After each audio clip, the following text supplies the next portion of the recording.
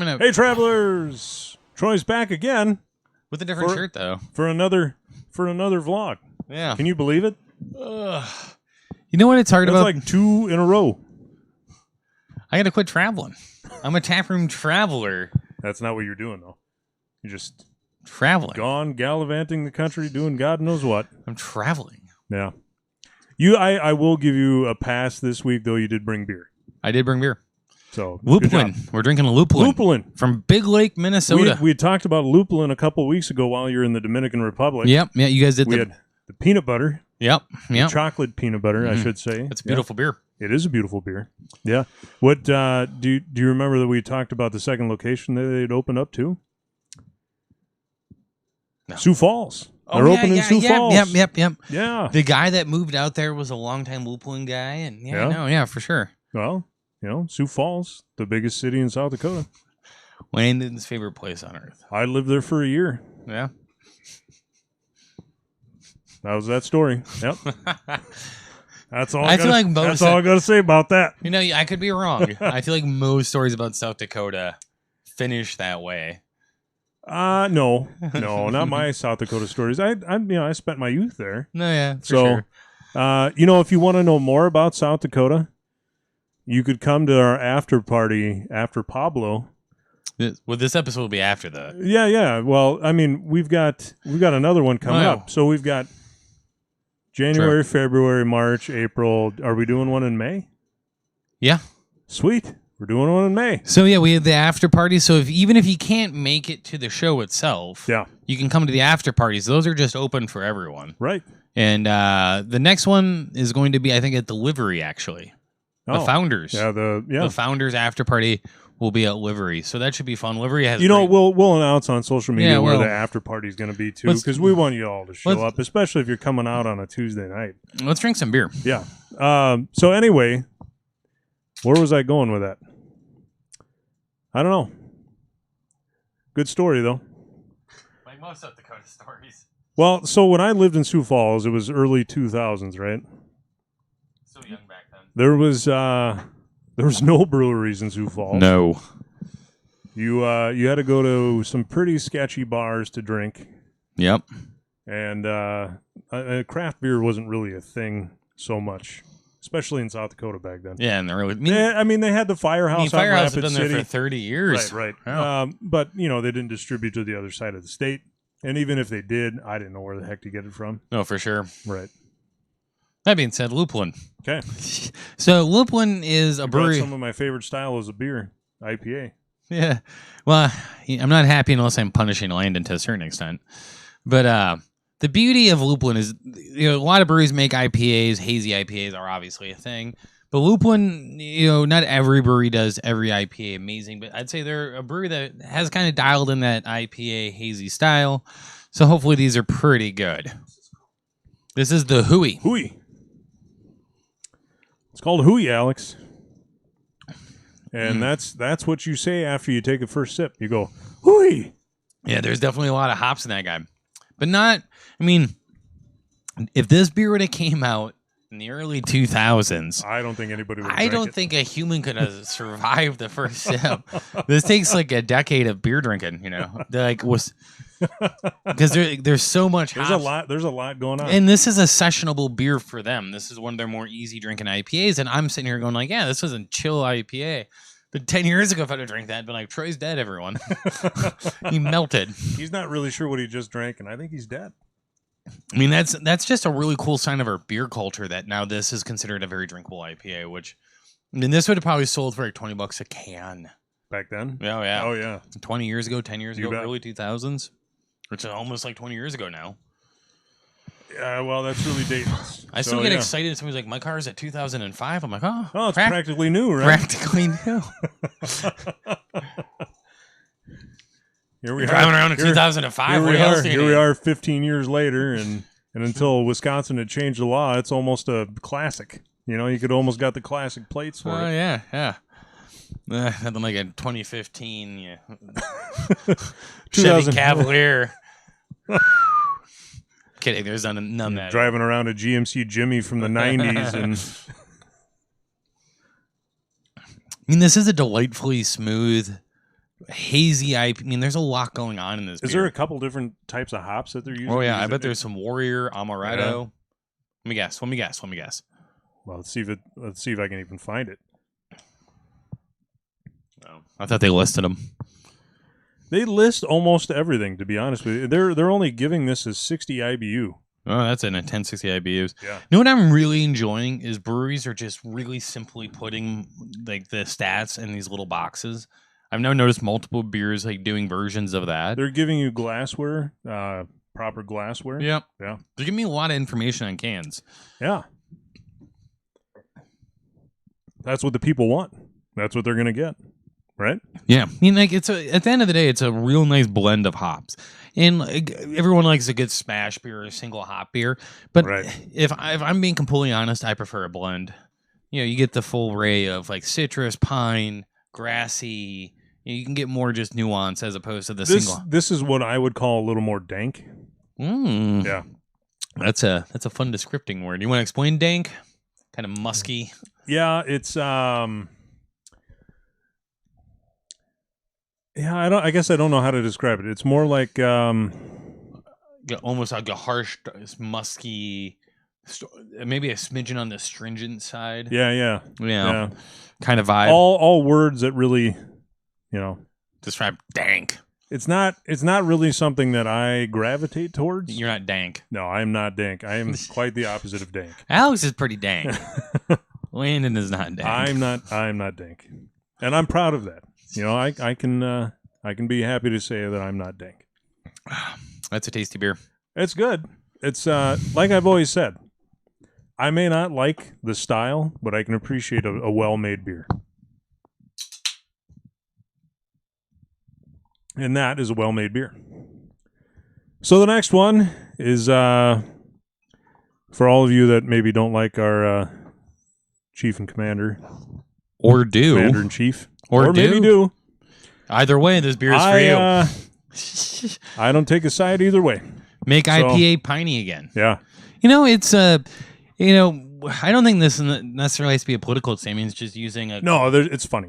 It's just a cultural thing, yeah. And in the world of the milkshake, sweet IPAs are getting hazier and whatnot. It's kind of fun to remember that IPAs at one point in time were piney. The one thing that I'll notice about this, the color's a little different than the last one. I mean, it's still quite hazy. Mm-hmm. Yes. Mm-hmm. Cannot see a thing through there. So it's kind of a unique beer in the sense that it's a hazy, piney beer. Normally, the hazes usually come with a lot of citrus and juicy flavors. So we're almost getting a different flavor profile to... You're getting a lot more juice on this one. Yeah. Yeah, it's not... Not the piney It's not that danky uppercut to your jaw that you're going, wow, that really ruined the heck out of my palate. If we had to use I need if we're using the word danky to describe that, I'm going to use the word resin to describe this. Resin? One. Yeah. Resiny? Resiny. Yeah. This word... Resiny is almost like that. It's like a form of that piney flavor. Piney flavor is not one-dimensional. You can have that nice, like almost long-lasting resiny flavor that just hangs out in your mouth for hours afterwards. Like I'm gonna go home and be like, it's not like when I think that really strong. When I think of the Hemperor, that beer. If you never had the Hemperor, I think you can still find it. I know they made it again. I mean, it smells like pot. Yes. Yeah. It also tastes like you just ate a bunch of pot. Oh yeah, for sure. I've never had a bunch of pot. I mean, but you know what it tastes like. Yeah. Because you can drink that beer and I could be like, Landon, you've never had pot, but that's what pot tastes like. And yeah. And you're burping it up for about a half a day or more, and it comes out of your pores. It's something. I wanted to try it. Just to say that I could try it, but the more I drink this beer, the weirder it gets. It starts out like I got a lot of citrus, but the more I drink it, the more piney I get out of it. See, and that citrus, so like the Citra hop, that is the one hop that I really, really like. Yeah. Like if you can use a ton of Citra in an IPA. The Citra hop is the pretty girl in the playground. Like, yeah, man, I love pretty girls.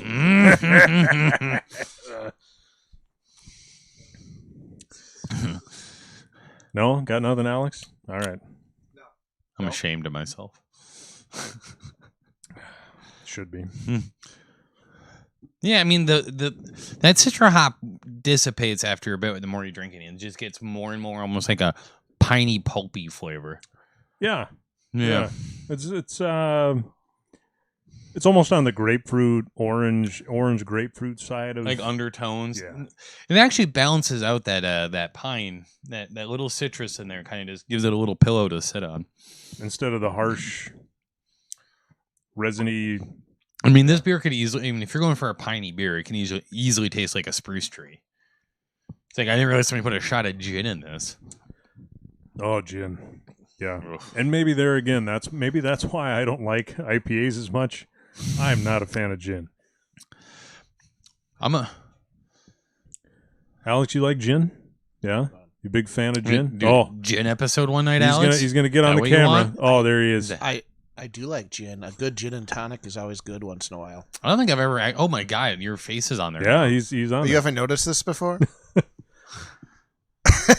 That's our producer, Alex. Everyone. Hello. Looks like all this new technology that. I'm gone for. Well, for a week. We had it over New Year's. You just weren't paying attention. You didn't notice, Troy. It was there. Oh. You made Alex sad that you didn't notice. Yeah. I'm usually drinking. There's a lot of hustle and bustle going around that night. A lot of people. Much. Yeah. Eating. I ate so much. I ate before it came, and then I ate another 2 meals here. And you gave me the fourth one that we're not actually doing. Yeah. What's this one about? That's a double IPA. That's the double IPA. That's a 9%er, so be careful. That is an incredibly tasty beer, though. But oh shoot, this is my third one. Just kidding. Well, and you can talk a little bit about lupulin. So lupulin is a part of the hop, right? Yep. Yeah. No, that's a great point. Yeah, lupulin. So if you ever come across the wild hop, or you're at a hop farm, or you're at a brewery that has hops, whatever, you pull a hop apart, you're going to get this yellowish powder that exists under the leaves. That is the lupulin. That's the alpha acids exist in there. That is what gives it the bitterness to the beers. Now, that lupulin powder is sensitive to light. Yep. So that's why they hide underneath the little flaps in the hop. And the lupulin is what makes beer taste skunky. So if you have a beer in a glass or whatever in a bottle, and you put it next to it, or it gets sun damage, you put it next to an ultraviolet light for extended periods of time, that lupulin will start tasting like a skunk's butt. And that's, so people are like, oh, this beer is skunky. It's like, well, if it's skunky, that means it got light, so, right. Like, so you get a beer like a Corona. That beer is purposely a little like light struck, so if you get a Corona, it's got a bit of a stank to it. That's kind of that lupulin. So we got to put like 5 limes in there. Yeah. But I mean, obviously they put Corona in cans, so they purposely have to light damage the beer before putting it into a can. Yep. So I mean, it's a flavor style. It's just usually considered an undesirable flavor. Right. Yeah. So I mean, that's just like a fun fact if you ever come across a skunky beer. It's a flavor you'll always get out of Red Stripe in the U.S. Everything's light struck. No, yeah, it's funny I've never had a non-skunky Red Stripe in the U.S. Man, no, true story. No, yeah. Next beer. Javatized. Now we're right in my wheelhouse. I'll let you pour it. You set your mic down, so you don't want dead air, Troy. Don't you remember your broadcasting days? Dead air. It's a really bad thing. So Javatized. Never give people a moment for introspectrum. That's what I learned. You don't want that. Just keep talking. If you give them a moment, they might start thinking of all the demons that are chasing them. You don't want that. Yeah. No. You ever watch Mr. Rogers as an adult? There's a lot of dead air in Mr. Rogers. There's a lot of awkward silence. Just like him staring at the camera. Yep. Yeah. Mm-hmm. Same as Bob Ross. I love Bob Ross. But usually you can hear him painting. Then he beats the devil out of it. Beating the crap out of it. He beats the devil out of it. Beating the devil out of it. He's like, oh, them demons. Beating the devil. He chuckles every episode. I know. It's great. He's got to beat the devil out of it. It's like, Bob, how much coke did you have to do to get to this stage? Probably none. Let's have a moment of dead air for Bob Ross. They showed up. You want to have a moment of dead air for Bob Ross? Let's just all stare at the camera. I'll stare at the camera and be quiet. Okay. That was great. Miss you, Bob Ross. Don't want people to think too hard. No, they showed a close up of him playing with the squirrel. Normal fingernails. It was fingernail. Yeah, huge. It's like Bob. Yeah, yeah. If you're ever bored and if you're already on YouTube watching us, finish this episode, and then go out to Melody Sheep and find the Bob Ross mix-up that they did. It's fantastic. Yeah. This beer is Javatized, Alex. Yes, thank you. Thank you so much. Javatized. It's, I would say, a by the numbers, perfectly executed coffee stout. Yeah. It's nice. It's roasted. It's a stout. I think they've gone more coffee than stout, so it's a little lighter in the mouthfeel. Yeah, it's very coffee. Yeah. Yeah. Which I like. Yeah. I don't know if I could drink a whole can of this. That might be too much coffee stout for me. You know, it's probably one of those sharing beers that we always talk about. Yeah. And this can's big enough for that anyway. So that's a big can of. I mean, if you like coffee stout, if you love coffee. Yeah. Yeah. Yeah. Or if it's if you're a few beers in and you need to pick me up. Yeah. That might do her. There is. It might slow you down a little bit too. I always thought caffeine in beer was such an oxymoron. This thing that makes you want to go to bed at 8:30. Yeah. Throw a little kick into it. You might stay awake until 9:15. Ooh, man. Really extend your night. This is probably what it's going to be like, later on in my life when 9 o'clock is my bedtime. And I'm looking forward to it. Yeah. I should go to bed at 9 now, but I don't. Anyway, very good beer. And as you'll notice, it's obviously very dark. It's a stout. Yeah, I'd say the one thing that makes it different than most coffee stouts is that I find it to be quite light in the mouthfeel. Yes, it's not. You don't get that very full mouth. Well, it's not even a feel. It's more like, you sometimes just feel like you're eating cake. Sometimes a coffee stout has a little cream in it, or like that creamy vibe to it. Yeah, like lactose or... Yeah. Doesn't have any of that. I'm sure it's a local coffee roaster of some sort. Yeah, I would say so. Paradise Coffee Roasters. Paradise Coffee Roasters. Yeah, Paradise Coffee Roasters. It always seems to be a trend. I feel like that's almost like a rite of passage in the craft beer world, is that like a local brewery will inevitably use a local coffee roaster to make a coffee stout. And that's okay. It's a great way to collaborate with some other business in town. It's a fun collaboration. Yeah, it's great. Yeah, and I mean every good brewery. If there's one brewery in your town, hopefully there's at least one coffee roaster somewhere nearby that they can partner with. Because I think every region should probably have their own little coffee stout, and this is like the Big Lake version of that. So yeah. I mean, it's not I'm not gonna say that it's the most unique coffee stout, but it's definitely a drinkable one. No, it's very good, and it's relief on my palate after what we just drank. So we call this a deep dive. So we deep dived into Lupulin here. Yeah. We did 3 beers from the same brewery, which if you are one of the 5 people that watch every episode, know that doesn't happen all that often. Right. And you can go to Big Lake, Minnesota, or Sioux Falls, South Dakota. Oh, yeah. And find Lupulin. Overall, I'd say Lupulin, pretty solid brewery. Yep. It's very good stuff. So, Hot Passport, go to hotpassport.com. And don't drink without your passport. Don't drink without your passport. And then, of course, go to our social media channels. Check us out on Facebook, Instagram, Twitter. And if you haven't already done it, you should definitely subscribe to us on YouTube and hit the bell when you do. And if you have subscribed, check to see if you still are. Yes. And if you have subscribed already, make sure that you are still subscribed, because apparently YouTube is unsubscribing people. Who knew? YouTube. In this day and age, we can't use YouTube just unsubscribing people for us. So, Alex is telling me that we're out of time. So, anyway. One headline, real quick. Yeah. Give me one quick headline. Here we go. Beer cost average Londoner 82,000 pounds in a lifetime, survey finds. Yeah. I'm surprised it's that low. Right? That's 82,000. British 80. I lived over there. Those I know. Pictures are that's why I picked that one. Oh no, yeah. So think about that.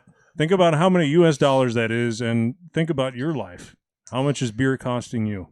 I'll probably be like, you could have bought a Camaro with the amount of beer you drank. That's probably true. To be like, that Camaro would not have been nearly as fun. So anyway, think about that, and we'll see you next week, everybody. Also not that great at manual. Yeah, I am. I know. Prost. By now you've probably figured out that we like visiting different breweries, and we've been pretty vocal about one of our favorite travel companions, Hot Passport. When you visit any of the breweries highlighted inside, you either get 2-for-1 pints or buy one get one. That means you only have to visit a fraction of the breweries we do to get your money's worth. Visit hotpassport.com to get one featuring your state today. Hot Passport. Don't drink without yours. Hey everybody, thanks for watching. If you like what you saw, you can click down below where there's some more episodes for you to watch. And don't forget to like, comment, and subscribe on episodes that you do watch. We hope to see you next time.